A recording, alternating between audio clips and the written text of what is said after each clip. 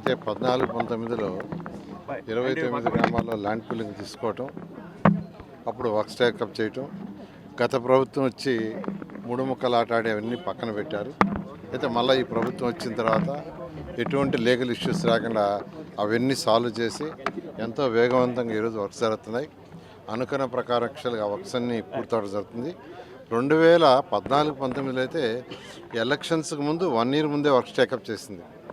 అందువల్ల అవన్నీ పూర్తి కాల. కానీ ఇప్పుడైతే యాక్చువల్గా అన్ని వర్క్స్ టోటల్గా స్టార్ట్ అయిపోయినాయి.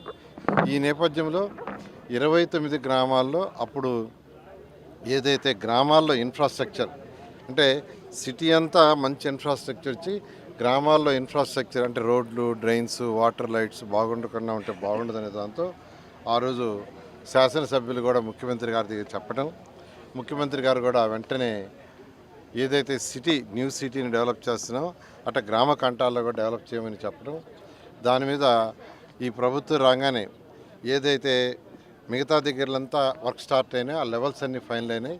దాన్ని బేస్ చేసుకొని గ్రామాల్లో కూడా లెవెల్స్ అన్నీ తీసుకొని రోడ్డు, డ్రైన్స్, ఆ తర్వాత డ్రింకింగ్ వాటర్, లైట్స్, అదేవిధంగా కొన్ని కమ్యూనిటీ హాల్స్ కావచ్చు, అటువంటివి కూడా ఏదైనా చెరువులు ఉంటే వాటిలన్నింటినీ బ్యూటిఫికేషన్ చేయటం, ఇవన్నీ చేసే విషయానికి డిపిఆర్లు తయారు చేయించాం.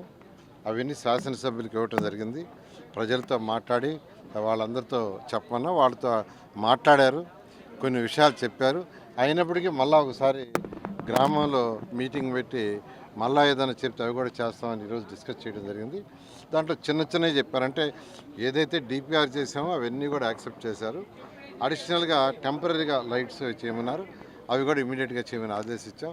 ఈ విధంగా 29 గ్రామాల్లో local to global news at your finger tips. మీ చేతిలో ఒక ఆయుధం. Download raw TV app. Media legend Ravi Prakash is back.